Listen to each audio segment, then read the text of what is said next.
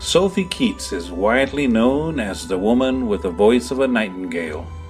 She is one of the outstanding new singing sensations in the world of classical music today, and her angelic mezzo soprano voice can be heard on radio stations throughout Europe and the Americas. She comes from a musical family and found her vocal talent as a young child in England, later taking voice lessons in Ottawa, Toronto, and New York. Although Sophie has only just started her global public career, she has already won praise from no less than Yoko Ono. Acapella star Peter Hollins describes her voice as beautiful. Prestigious UK composer Mike Dunn says, Sophie's singing is sublime. Sophie says, I just want to perform songs that are really beautiful and really can reach out to the people. Here then, allow me to introduce to you Sophie Keats. So welcome to another episode of Artist in the Spotlight. Today we have the distinct privilege of speaking with a classical crossover mezzo soprano from Nova Scotia in Canada. Originally, I believe, from London, England. Her name is Sophie Keats. Is that right, Sophie? You're originally from London? Yes, that's right. The accent's a dead giveaway. So, yeah, I am originally from England. And now you're living in Nova Scotia. I do. I live in Nova Scotia where it's beautiful. You've got beaches everywhere and it's really pretty. I live here with my family and it's just a wonderful part of the world to be in and it's very inspiring. Yeah. And now I introduce you as being a mezzo soprano as opposed to just a soprano. Are they the same thing or is there a difference between them? Well, they are different. It depends. A mezzo soprano is a little bit different from a soprano. It depends on the notes that and your vocal range.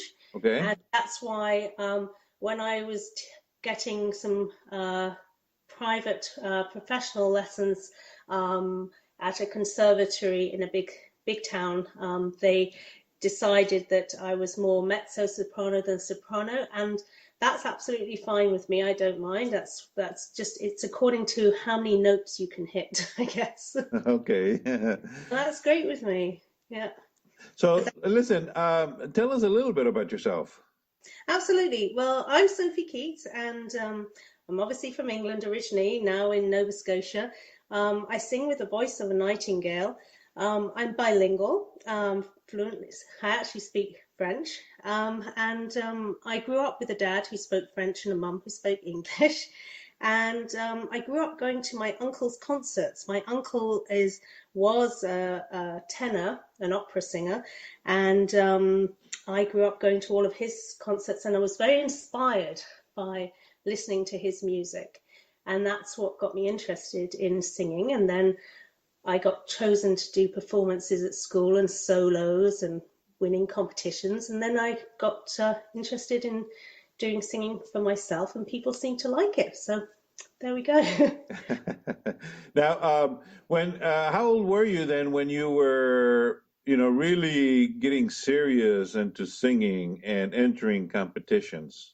Well, I really got interested in singing when I first got chosen to do solos and Christmas concerts when I was around, I think it was about must have been 12 years old, because that was when I went to the other school. So that would be 12 years old.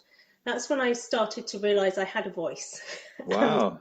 And, that people were actually reacting in a very positive way when I sang and crying and very emotional.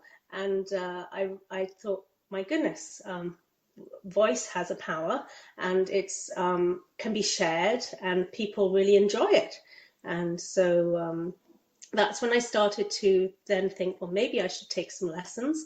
And so I did on and off for a long time, and only in the past 24 months have I decided to go professionally, and it's unbelievable what has occurred and all the wonderful people that I've met in the last 24 months and the wonderful things that have happened with my music now that I'm actually sharing it with everybody. Yeah. absolutely beautiful. It's a wonderful thing that's happening. Well, and I'll come back to that here in a second, but I just wanted to say also that, well, as you know, I love all genres of music, and in fact, my show is a variety program where we play many different genres, classical being one of them.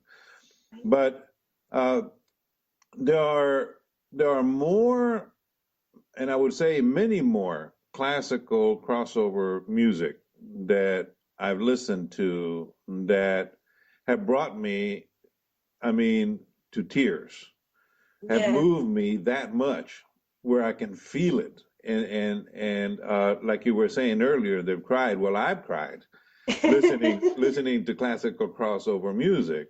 My Uh, mother cries too when she listens to me sing. yeah, yeah. I mean, unlike any other genre, you Yes, but know? not in a sad way though, in a way that is No, moving, I think, emotionally moving. yeah, exactly. Both. It's yeah, no, really, that's exactly right. It's it just for some reason it just touches me emotionally to that point. And you're right, it's not a sad, crying. It's I don't know how to say it. I mean, is it a joyful crying? I don't know. It just really touches something, and it's so beautiful. Uh, Pop music doesn't do that to me, not very much. Neither does country, neither does R&B, jazz, I mean, there's no other genre quite like classical crossover music, in my opinion. Yeah, so I really enjoy it. I mean, I've tried a few different genres with my voice and decided that that's really where I fit the best. And after having been exposed to classical music for a large portion of my life, I realized that really classical crossover is the best of both worlds because you've got the classical and then you've got the different genres, and there are so many different ways to interpret classical music. And so many amazing artists out there interpreting it in their own unique way. And I've found my own unique way, which is a sort of the voice of a nightingale crossed with a bit of Celtic and a little bit of cinematic drama. And it's really it's interesting and fun to explore how you can take a classical piece of music and interpret it in a different way. And that's what Well, I'm I'm with. glad I'm glad that you said that because I was speaking with a friend, I don't know, about a month or so ago, and I told him that during my interviews, I usually ask, well, tell us about this song. And he says, personally, he said, I don't want them to tell me too much about the song. I like to interpret it for myself. I like to listen to the music and the lyrics and then interpret it for myself. Absolutely, and I think that's the way it is.